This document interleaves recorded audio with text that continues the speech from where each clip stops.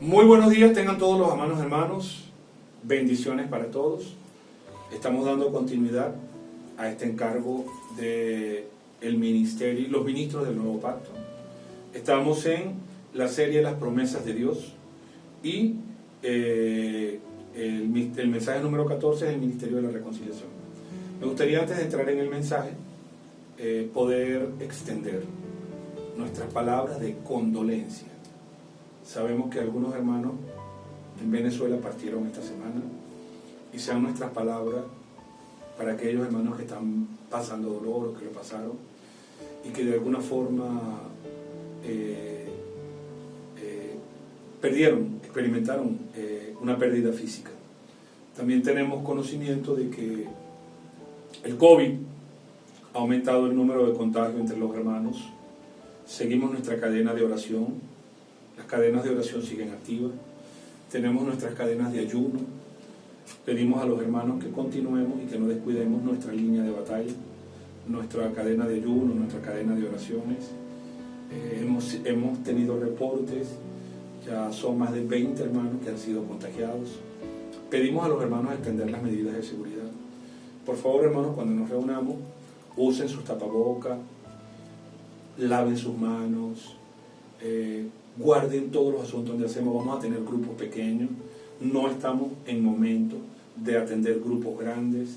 Sigamos nuestra edificación, no vamos a parar lo que Dios nos ha encomendado hacer, pero vamos a ser prudentes.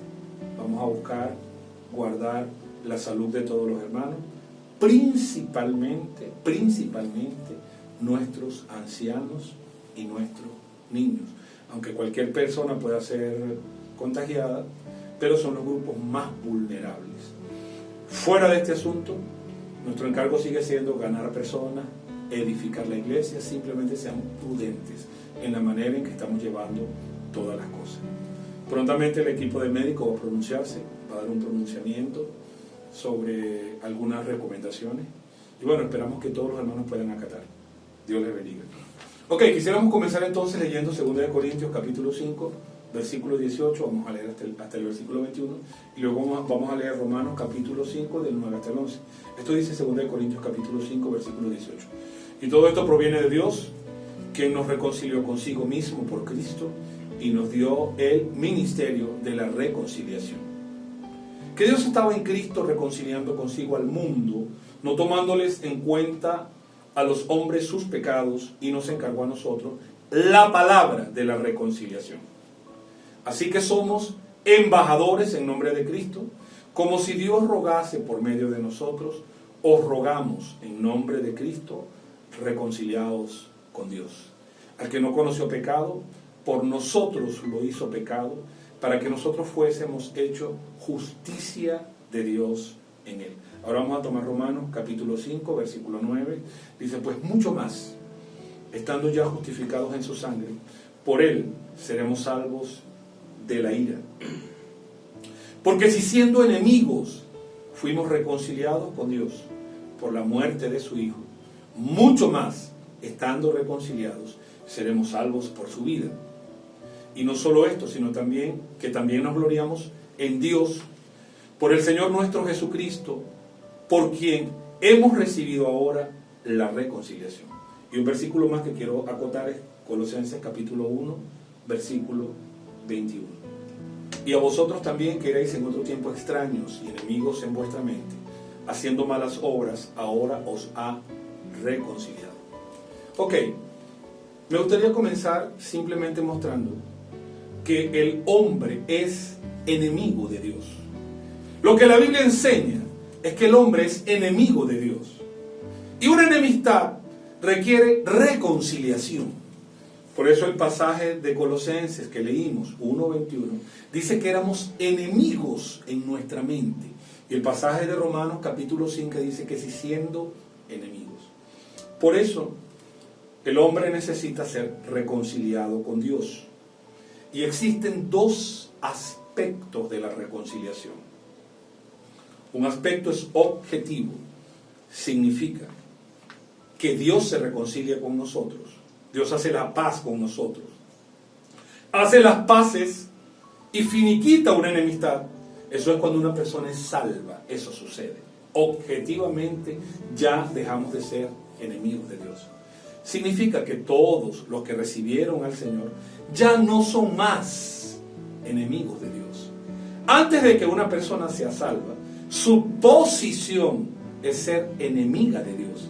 Pero una vez que una persona es salva, esa persona entra dentro de la reconciliación, esa primera experiencia, y esa reconciliación le da paz para con Dios.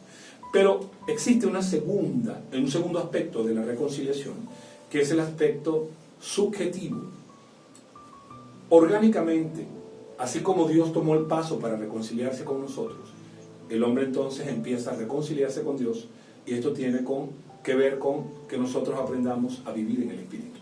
Estas dos experiencias van a ser desarrolladas a lo largo de este mensaje. Ok. En 2 Corintios capítulo 5, Pablo está hablando que a los ministros del nuevo pacto se les encomendó la palabra y el ministerio de la reconciliación. Y esta palabra y ministerio de la reconciliación que está descrita en 2 Corintios 5, del 18 hasta el 20, Pablo debió estar en su cabeza, en su mente, en sus pensamientos, debió estar pensando en los dos velos que habían en el tabernáculo. Es decir, existían dos velos en el tabernáculo.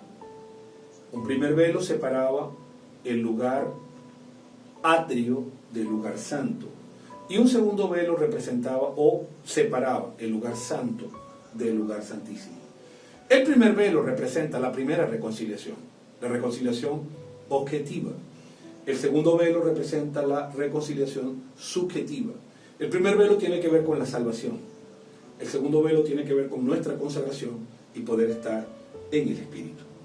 Podemos decir, en primer lugar, que Dios nos reconcilió. A ver, vamos a tomar 2 Corintios capítulo 5, vamos a ver el 18 y el 19.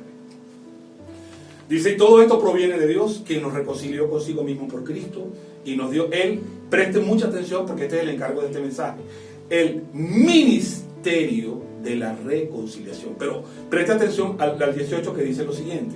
Dice que Dios nos reconcilió. ¿Quién fue el que nos reconcilió? Respóndame esta pregunta. ¿Quién nos reconcilió? Dios. Fue Dios quien nos reconcilió en Cristo. Sigo al 19.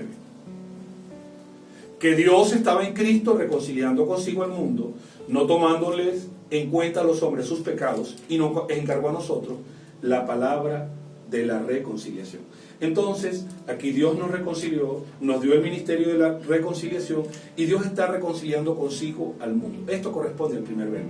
Según Éxodo 26, 37, dice, y harás para la cortina, algunas traducciones dicen el lienzo, 5 columnas de madera de acacia, las cuales cubrirás de oro, con sus capiteles de oro, y fundirás 5 basas de bronce para ella. Y entonces, esta cortina o este lienzo representa la primera reconciliación. Por eso, podemos decir que 2 Corintios 5, 18 y 19 tiene que ver con la salvación. Es el primer aspecto que quita la enemistad entre Dios y el hombre. Pero cuando avanzamos en el versículo 20, ya no se refiere a que Dios nos reconcilia. Se refiere a que nosotros debemos reconciliarnos con Dios. Así que somos embajadores en nombre de Cristo, como si Dios rogase por medio de nosotros, o rogamos en nombre de Cristo, reconciliados con Dios. Pablo está hablando a los corintios y ellos ya tuvieron una experiencia de salvación. Así que Pablo está hablando de otra reconciliación, ya no la primera reconciliación. Y esta segunda reconciliación, en primer lugar, habla de los embajadores, y en segundo lugar, que todos los salvos necesitan ser llevados a experimentar esta segunda reconciliación. Y esta segunda reconciliación tiene que ver con el segundo velo. Y ese segundo velo está descrito en Éxodo 26, del 31 hasta el 35. Dice, también harás un velo de azul, púrpura, carmesí y lino torcido. será hecho de obra primorosa con querubines. Y lo pondrás sobre 4 columnas de madera de acacia cubiertas de oro, sus capiteles de oro, sobre basas de plata. Y pondrás el velo, esta palabra, el velo, debajo de los corchetes, y meterás allí del velo dentro el arca del testimonio, y aquel velo os hará separación entre el lugar santo y santísimo. Pondrás el propiciatorio sobre el arca del testimonio en el lugar santísimo, y pondrás la mesa fuera del velo y el candelero enfrente de la mesa al lado sur del tabernáculo, y pondrás la mesa al lado norte. Esto corresponde al segundo velo. Así que entonces quiero ayudar un poco. Cruzar el primer velo representa la experiencia de salvación. Hermanos, ya nosotros cruzamos el primer velo, gracias al Señor. Ya no somos enemigos de Dios, como dice Romanos 5 y Colosenses capítulo 1. Ya no somos enemigos de Dios, pasamos el primer velo. Creo que lo que nosotros necesitamos aprender ahora como hijos de Dios es lo que corresponde al segundo velo. Dice, este segundo velo tiene que ver con andar, vivir y servir en el Espíritu. Quiero que presten mucha atención a esta figura del tabernáculo. Esta figura del tabernáculo que aquí tenemos presente. Esta figura del tabernáculo puede ayudarnos mucho, y de hecho va a ser demasiado usada en todo este mensaje, para poder entender nuestro proceso de servicio. A ver, quiero explicar lo siguiente. Tu primera experiencia fue ser salvo. Un día fuiste salvo. Y después de salvo, comenzaste a servir. Existe una segunda experiencia. La segunda experiencia es que todos los hijos de Dios sean llevados al Espíritu. Y eso corresponde al segundo velo. Señor Jesús, a ver, lo primero que una persona experimenta son diferentes experiencias de luz. Si un pecador se encuentra en el atrio, él tiene una experiencia de luz. ¿Cómo es su experiencia de luz? Él ve el sol, él ve la luna, él ve las estrellas. Y si la noche está muy cerrada o nublada, él no ve nada. Pero hay una segunda experiencia cuando un pecador avanza. Y esa segunda experiencia, ¿verdad? Ya como sacerdote, él experimenta la luz que está en el lugar santo. En el lugar santo ya no hay luz del sol, ya no hay luz de la luna, ya no hay luz de las estrellas, ya no hay luz natural. En el lugar santo hay un candelero. De modo que la experiencia de luz en el lugar santo corresponde al candelero. Pero un sacerdote avanza y ya entonces entra al lugar santísimo. En el lugar santísimo, allí ya tampoco hay candelero. Así que la experiencia es más dulce, más íntima, pero más profunda. La experiencia de luz en el lugar santísimo proviene del Shekinah, de la expresión de la gloria de Dios. Y esta experiencia es la experiencia que transforma. Mientras que la primera luz nos ilumina, la segunda luz es un candelero que nos guía, que nos permite saber por dónde ir. La tercera experiencia de luz es una experiencia transformadora. Los que entran al lugar santísimo, esa luz puede transformar lo que somos. Y allí entonces vamos a desarrollar esta experiencia. Un pecador, en primer lugar, primero que nada, al pasar las cortinas, porque el tabernáculo era separado por una serie de cortinas, y entrar al atrio del tabernáculo, su primera experiencia era el altar de bronce. Y este altar de bronce, él representa la experiencia de cruz. ¿Qué dice 2 de Corintios 5:21? Al que no conoció pecado, por nosotros lo hizo pecado, para que nosotros fuésemos hechos justicia de Dios en él. Por eso este altar de holocausto que nosotros vemos, este altar de holocausto, en primer lugar, su naturaleza era de bronce. Su naturaleza era de bronce. Él era de madera, pero esa madera estaba cubierta de bronce. Dios no puede pasar por alto su justicia. El bronce representa la justicia.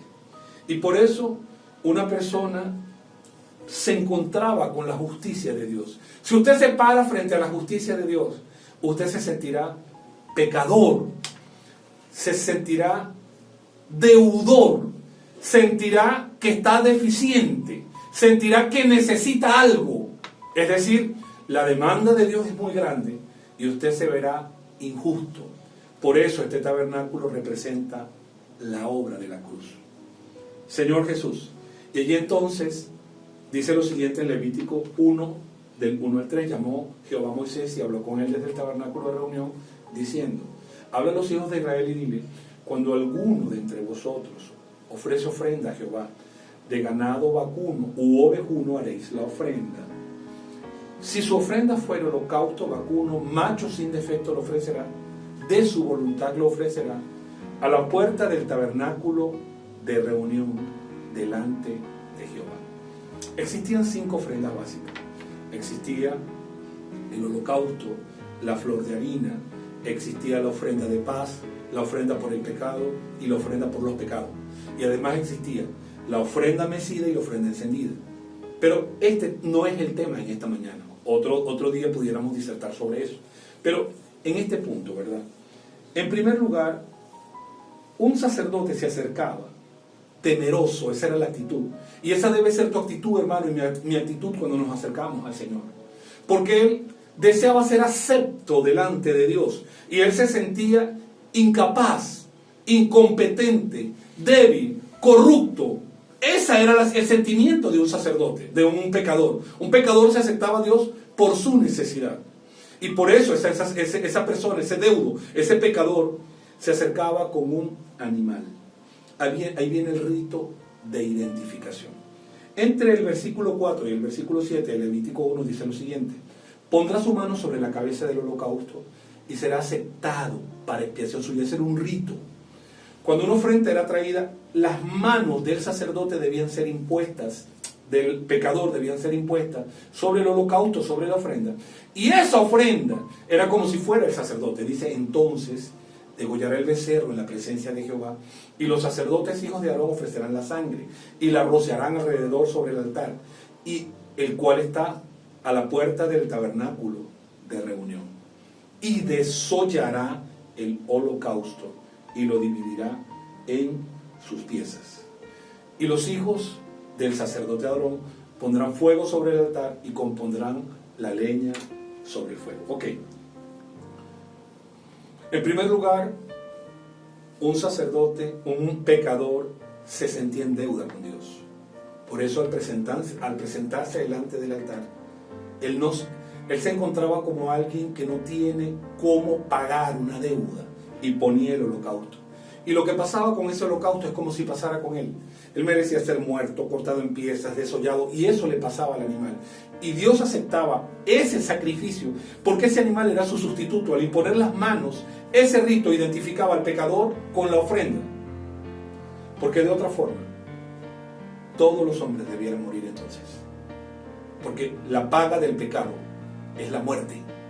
Entonces, de no ser por ese animal, todos los que se presentaban debían morir sobre ese altar. Y esa ofrenda era quemada y subía un olor, y entonces el pecador era acepto. Cuando el humo subía, el pecador se llenaba de alegría, estaba limpio. Dios había aceptado su sacrificio y ahora tenía justicia delante de Dios. Ahora este pecador seguía avanzando, ¿verdad? Y la segunda experiencia, acá lo vemos, es una fuente de bronce. Esa fuente de bronce es un gran espejo. Éxodo 38:8 dice lo siguiente: también hizo la fuente de bronce y su base de bronce de los espejos de las mujeres que velaban a la puerta del tabernáculo de reunión. Estamos hablando de la salida de Egipto, y era muy común en Egipto tener espejos. y los espejos se hacían de bronce. Se pulía, se pulía, se pulía, se pulía, y usted podía ver la imagen. Y esta fuente de bronce, por un lado, es para exponer. Una vez que usted es salvo, ya pasó por el altar, la siguiente experiencia es que usted comienza a verse. Comienza a ver sus errores, comienza a ver sus pecados, y comienza una experiencia de transformación, comienza una experiencia de cambio, comienza una experiencia de dejar cosas. Usted tenía hábitos, los va dejando. Usted tenía una vida pecaminosa, la va dejando. Usted tenía una vida que le gustaba el alcohol, lo va dejando. Usted tenía una vida desordenada, la va dejando. Por eso el primer día es la luz, en Génesis capítulo 1, pero en el segundo día es la separación de las aguas de abajo, de las aguas de arriba, representando nuestra separación. Y este gran espejo es para exponernos, para exponer lo que somos. Por eso muchas personas en su experiencia de salvación lloran. Cuando van a la Biblia, cuando ven a un Dios tan santo y se sienten tan pecadores, lloran delante de Dios. Esa es la experiencia de muchos hermanos. Ok. Este espejo tan grande era un gran contenido de agua. Y allí esa agua puede representar muchas cosas. Vamos a hacer lo más básico. En primer lugar, esa agua representa nuestro bautismo. Aprovecho para decir lo siguiente: hermano que no ha sido bautizado, no importa el tiempo de pandemia, podemos bautizarte. Simplemente comunícate con los hermanos que te estás reuniendo y los hermanos gustosamente te van a bautizar. Porque el bautismo hace parte de nuestra vida. Una persona que es salva ya debe tener el sentimiento de bautizarse. El paso que sigue a nuestra salvación es el bautismo. Y aquí entonces, esta también es la experiencia del agua que nos lava. Dice Efesios 5:26, para santificarla, habiéndola purificado por el lavamiento del agua por la palabra. Un cristiano necesita amar la Biblia, leer la Biblia, y que la Biblia cambie su vida. Existen también muchos libros que nos orientan. Nosotros tenemos ahora libros básicos, fundamentales. Uno de los libros fundamentales es Fundamentos de la Fe Cristiana. Lo recomendamos para todos los hermanos, para que todos puedan hacer un trabajo y perfeccionarnos en nuestro camino. Y otro libro que recomendamos es Lecciones de Vida. Es el libro verde que usamos para hablar de los elementos básicos, invocar el nombre del Señor, reunirnos, etcétera, etcétera. Pero evidentemente es la palabra entonces la que hace esta obra de lavar. Cuando el sacerdote salía del altar de bronce y se miraba frente a la fuente de bronce, él miraba sus manos.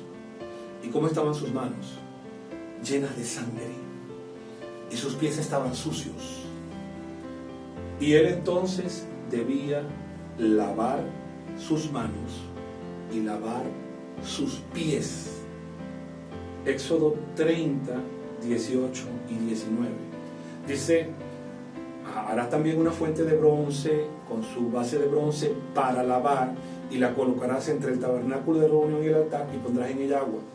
Verso 19. De ella se lavarán Aarón y sus hijos las manos y los pies, porque las manos hablan de nuestras obras y los pies de nuestro andar.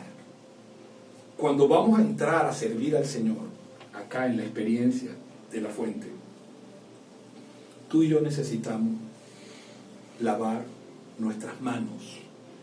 La obra que hacemos es la obra que el Señor nos encomendó.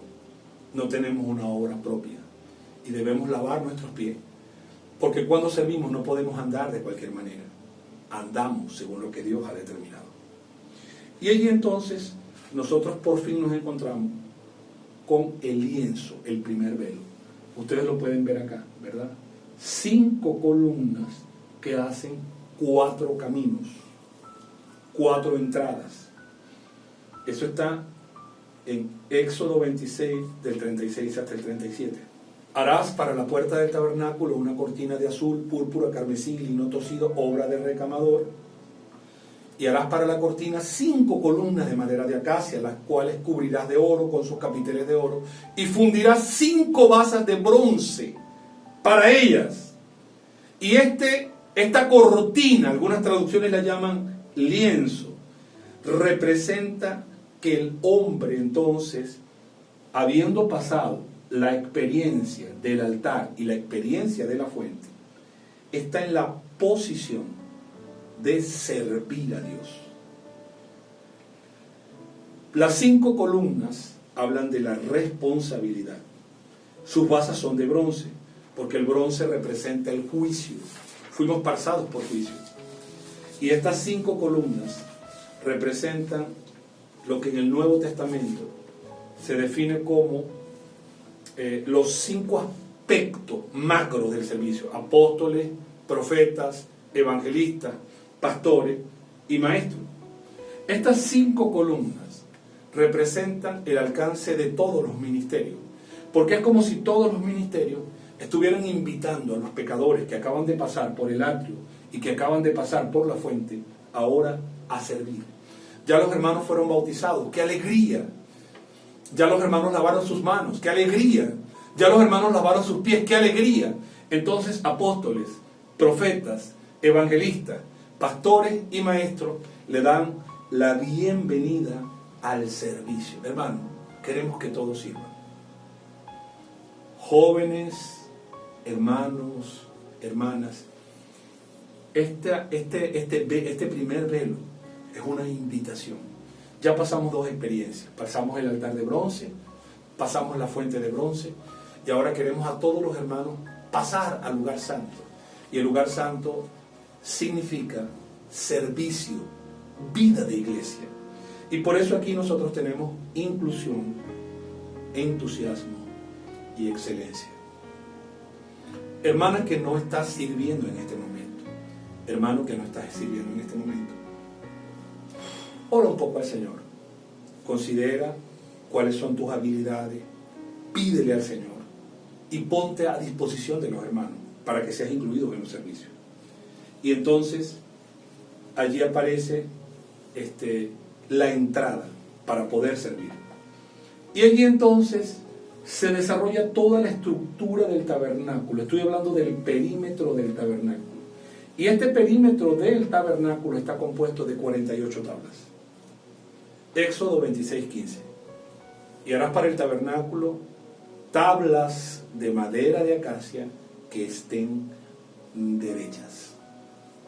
Es decir, la longitud, bueno, vamos a ver primero las tablas, ¿verdad? Y las tablas eran tomadas de madera de acacia. La acacia era una madera excelente, era una madera fina, ¿verdad? Porque Dios perdonó nuestros errores. Si fuiste un borracho, Dios te perdonó. Si fuiste un adúltero, Dios te perdonó. Si fuiste un idólatra, Dios te perdonó. Pero ahora comienza una nueva vida. Si alguno está en Cristo, nueva criatura es. Las cosas viejas pasaron. He aquí, todas son hechas nuevas. Y Dios te dio tu humanidad para que seas parte de esta edificación. Por eso, este tabernáculo está formado por tablas, la humanidad. Solo que por más perfecta que sea una madera, quiera Dios que hayan carpinteros escuchando este mensaje, por más perfecta que sea una madera, tiene errores, tiene defectos. Y la única manera de unir las 2 tablas sin errores, sin defectos, era que el oro cubriera las imperfecciones. Y por esa razón las tablas eran cubiertas de oro. Y eso representa la naturaleza divina cubriendo nuestra humanidad. ¿Por qué hay errores en los hermanos? Porque son humanos. ¿Qué falta? Más naturaleza divina. ¿Por qué hay problemas para relacionarnos? Porque somos humanos. ¿Qué falta? Naturaleza divina. ¿Por qué las tablas no cuadran? ¿Por qué todavía hay roce? Porque somos humanos. ¿Qué falta? Naturaleza divina. Y aquí entonces, estas tablas estaban dispuestas de una manera maravillosa. 20 tablas estaban al norte, 20 tablas estaban al sur, 6 tablas estaban al occidente. ¿Y saben qué? Después de ser invitados, no había una puerta trasera. ¿Qué estoy diciendo? Que nosotros queremos que en nuestra vida de iglesia no haya puertas traseras. Que los hermanos puedan venir y puedan permanecer y puedan quedarse. Señor Jesús, y habían 2 tablas puestas sobre cada esquina anterior. Y esas tablas, por un lado, representan los hermanos más fuertes, porque las esquinas representan la parte que tiende a partirse. En una casa la esquina soporta peso. Por un lado, él representa a la humanidad del Señor. Por otro lado, a aquellos hermanos que pueden soportar un poco más de peso y que están en las esquinas para soportar la edificación. Y las tablas tenían una medida. La longitud de cada tabla será de 10 codos y de codo y medio la anchura. En primer lugar, todas las tablas tenían la misma medida, porque cuando estamos edificando, todos tienen diferentes funciones, pero en diferentes funciones somos todos importantes. Es importante el que barre, es importante el que recibe, es importante el que predica, es importante el que graba, es importante el que pone el agua, es importante el que hace el pan de la mesa, es importante el que reparte el pan de la mesa, es importante el que toca la guitarra, es importante el que toca la batería, es importante el que toca el teclado, es importante el que canta. Todos son importantes. Por eso todas las tablas tienen 10 codos. Esos 10 codos representan que todos somos importantes y que no hay mayores o menores. Cuando entré a este lugar, no entró mi cabeza, entró Wilbardo. Cuando entré a este lugar, no entró el pie, entró Wilbardo. Y cuando servimos como un cuerpo. Ningún miembro es menos importante. A mí me importa mi dedo, me importa mi uña, me importa mi nariz, me importa mis orejas. Pero hay funciones diferentes, eso es otra cosa. Y el hecho de ser codo y medio, la medida de la tabla, representa que necesitamos ser complementados. Hermano, aprende algo. No puedes servir solo. Matrimonios, este codo y medio dice que el esposo necesita a la esposa y que la esposa necesita al esposo. Hermano, no puede servir sin tu esposa. Esposa, no puede servir sin tu esposo. Jóvenes necesitan a los viejos. Sí, son los jurásicos, son los dinosaurios, son los que no los entienden, son los achacosos, son los fastidiosos, pero los necesitan, porque ellos son el equilibrio de la experiencia. Hermanos mayores necesitan a los jóvenes, porque son la chispa, son la creatividad, son la innovación, son el manejo de la tecnología. Por eso no estamos compitiendo jóvenes contra viejos, estamos complementando. Los jóvenes necesitan la espiritualidad y la madurez de los hermanos mayores. Los hermanos mayores necesitan la sencillez, la habilidad y la proactividad de los jóvenes. Y ahí nos integramos. Por eso las tablas son codo y medio. Cuando servimos no somos solos. Reiteramos nuestro llamado. Tenemos mucho trabajo de video y de audio. Si en Venezuela hay hermanos que tengan el tiempo, la disposición y nos ayudan con el trabajo que estamos haciendo, bienvenidos sean. Tenemos brazos abiertos para ustedes. Señor Jesús, ok. Norte 20 tablas, sur 20 tablas, al occidente 6 tablas y al oriente era la puesta del sol, que es la entrada del tabernáculo. Y así entonces, cuando entramos al lugar santo, ¿verdad?, empiezan todos los servicios de la iglesia. Vamos a leer, por favor, Éxodo 26, 35. Y pondrás la mesa fuera del velo. Aquí está la mesa. Y el candelero frente de la mesa. El candelero al frente de la mesa. Al lado sur del tabernáculo. Este es el lado sur y este es el lado norte. Y pondrás la mesa al lado norte. La mesa al lado norte, el candelero al lado sur. Siempre que me ubico en el tabernáculo y me pongo yo en la entrada, digo que el candelero queda a mano izquierda. Eso es una referencia para mí, es como una regla mnemotécnica. Y tenemos al fondo el altar de oro que representa la oración. Éxodo 30, 1 y 6. Dice, harás asimismo un altar para quemar incienso. No se confunda, no es este altar. Aquel altar era de bronce, este altar es de oro. Dice, para quemar el incienso, de madera de acacia lo harás. De madera de acacia lo harás. Y lo pondrás delante del velo que está junto al arca del testimonio, delante del propiciatorio que está sobre el testimonio, donde me encontraré contigo. Aquí estaba el arca, aquí está el propiciatorio, y al frente, después del velo, estaba el altar de incienso. Y ahí entonces encontramos algo maravilloso. Pasamos la experiencia, ¿verdad? Ahora un hermano viene a servir. Bienvenidos, hermanos. Queremos que vengan a servir. Queremos que se integren a la iglesia. Queremos que sean parte de todos los servicios. Y aquí comienza entonces el pan. La mesa de los panes representa por un lado la reunión del partimiento del pan. Nuestra reunión del partimiento del pan todos los domingos nos recuerda que el Señor viene pronto. Hacemos memoria de Él. Hacemos memoria del Señor. Y en ese partimiento recordamos el nuevo pacto, la sangre que fue derramada y cómo el Señor está trabajando para tener un cuerpo. Y también tenemos habían 12 panes, y esos 12 panes representan un número pequeño de hermanos para reunirse. Aquí están nuestros microsectores y ahí están nuestros grupos familiares de cuidado y multiplicación. Aquí comienzan los servicios de la iglesia. Pero por supuesto tenemos el candelero. El candelero es para llevar a la iglesia a ser iluminada. Si un sacerdote entrara a servir pero no tuviera el candelero, no tendría cómo ser guiado, no tendría una experiencia, tropezaría, todo estaría oscuro.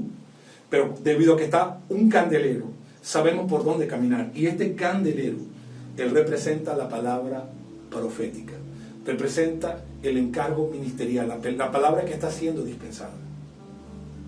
Yo alabo al Señor que durante todos estos años hemos sido cuidados, rumiando las palabras que Dios habla. Y hemos recibido mucha ayuda de una herramienta. Esa herramienta se llama alimento diario. Hermano, no menosprecie, no dé por menos aquello que el Señor nos ha dado durante todo este tiempo, nuestro alimento diario. Valoremos lo que tenemos. Y quiero decirle que damos muchas gracias al Señor, porque muchos hermanos no tienen esta herramienta. Y por eso nosotros también la ponemos a disposición de todos los hermanos. Y tenemos también el altar que representa la oración.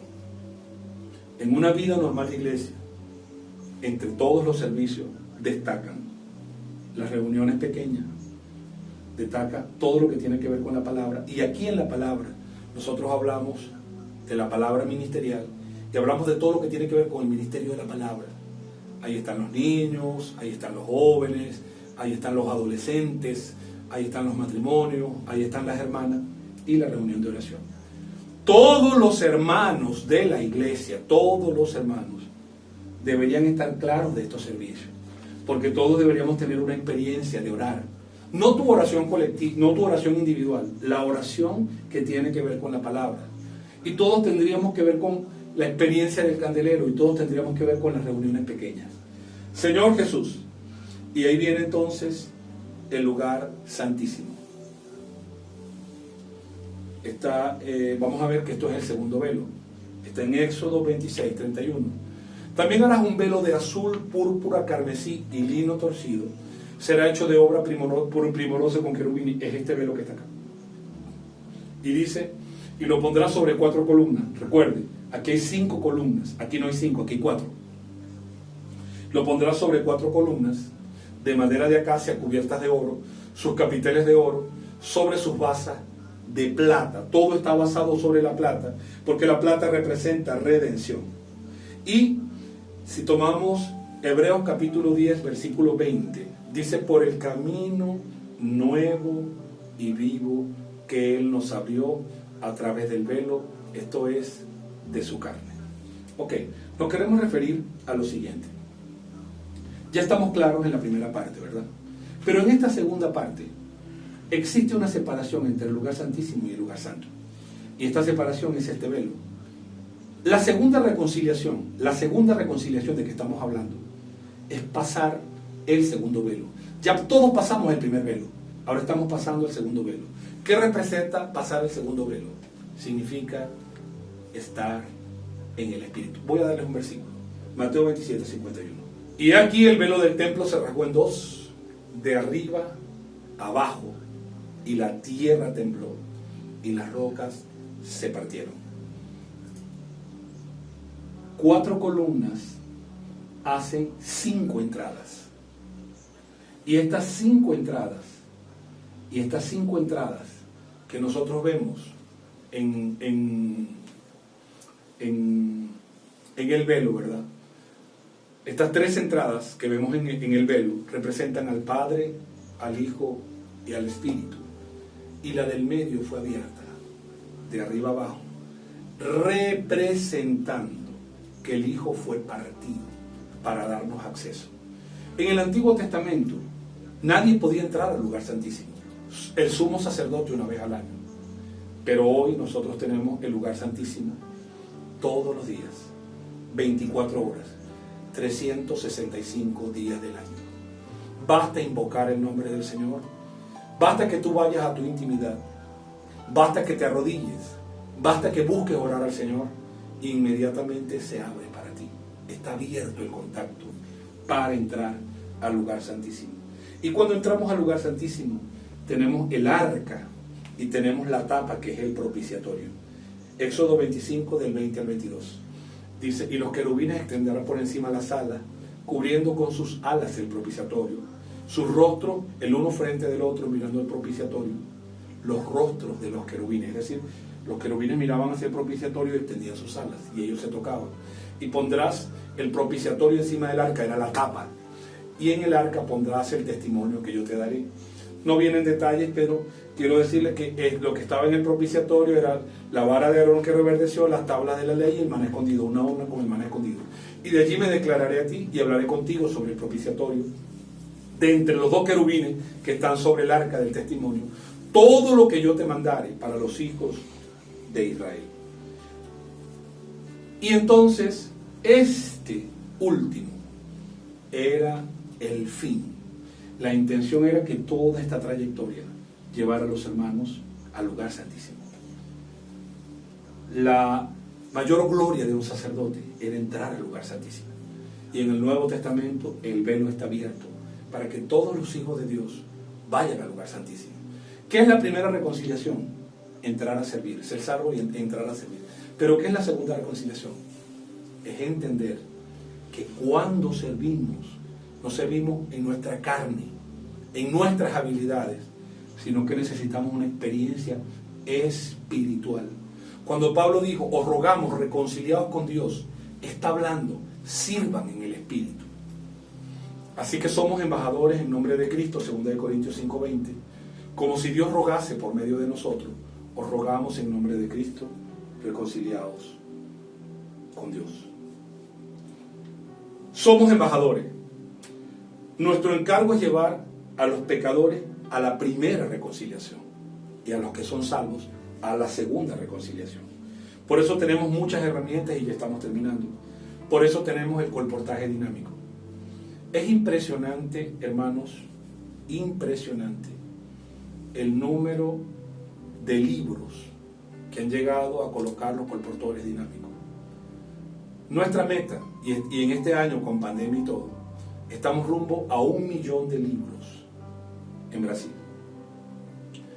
Si nosotros entendemos que un libro influencia a 4 o 5 personas, 1 millón de libros representan 5 manos leyendo libros. Es decir,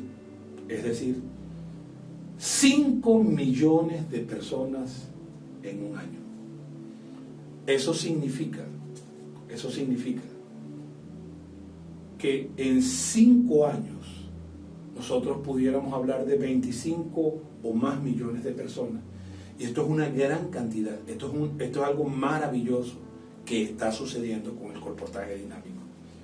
Lamentamos mucho las dificultades que tenemos en Venezuela, pero eso no nos excusa. también nosotros podemos alcanzar personas. Pero quiero decirle que el colportaje dinámico está haciendo un trabajo excelente para alcanzar un gran número de personas. Como somos embajadores, estamos llevando todo aquello que el Señor nos dio. Porque ¿qué es un embajador? Es alguien que representa a su nación y representa sus intereses. Y nosotros somos embajadores del reino para representar los intereses de Dios. Y aquí tenemos también, puedo orar por usted. Hermano, qué sencillo es que usted coloque en su teléfono, en su estado de WhatsApp, puedo orar por usted. Sorpréndase, muchas personas lo van a llamar. Y usted podrá desempeñar esta tarea de la reconciliación. También tenemos libros del reino. Hemos dicho que tenemos un Instagram, libros del reino. En nuestro alimento diario, cada vez que usted entra en la aplicación del alimento diario, usted encuentra un libro en promoción. Tenemos también microsectores y grupos familiares de cuidado y multiplicación para poder invitar. Porque ¿qué es el ministerio de la reconciliación? Es todos nosotros salvando personas y llevándolas a pasar el primer velo y a pasar el segundo velo. Tenemos también Instituto Vida para Todos. Pedimos a los hermanos, ¿verdad?, que por favor accedan a la página web del Instituto Vida para Todos. La creación del Instituto Vida para Todos marcó para las iglesias en el mundo entero un antes y un después. Todos los mensajes, hermanos, están colocados allí. Todas las noticias de obra, los avances de todos los frentes internacionales, nuestro avance en Europa, nuestro avance en Centroamérica, nuestro avance en el Caribe, avances en el Brasil, noticias, informaciones. Acceda al Instituto Vida para Todos. También Instituto Vida para Todos tiene una área que es una necesidad, 288 Worship. Y nosotros aprovechamos en Venezuela. Dios nos dio la posibilidad, gracias al Señor. Hemos tenido muchas dificultades con esta pandemia, pero hemos tenido la posibilidad de Generación Santa Worship. Y nuestros muchachos se han esforzado por hacer un gran trabajo. Y yo quiero recordar, ¿verdad?, el inmenso trabajo y todo lo que hemos hecho para llevar adelante y todo lo que ha salido gracias al empeño y a las oraciones de Generación Santa Worship. Y aunque aquí en Venezuela no tenemos un Instituto Vida para Todos, pero sí las iglesias están abriendo su Instagram. Tenemos nuestros canales de obra, que son Cesarea de Filipo, el canal de YouTube y también nuestro Instagram. Y regionalmente cada región está moviendo sus canales para alcanzar también a las personas. Estamos simplemente tratando de disponibilizar el material para alcanzar a las personas y para edificación de las iglesias. Y tenemos los diferentes ministerios que hacen parte de este proceso de reconciliación. Por eso el Ministerio de Niños, bendiciones para ustedes. Ministerio de Adolescentes, hermanos, continúen, no decaigan. Ministerio de Jóvenes, hermanos, por favor, no dejen caer este ministerio. Ministerio de Matrimonios, gracias al Señor por todos los que están emprendiendo. Ministerio de Mujeres, vamos adelante, hermanos. Nuestro trabajo es reconciliar a los pecadores con Dios y reconciliar a los salvos para llevarlos a la segunda experiencia de reconciliación, vivir, andar y servir en el Espíritu. Dios les bendiga.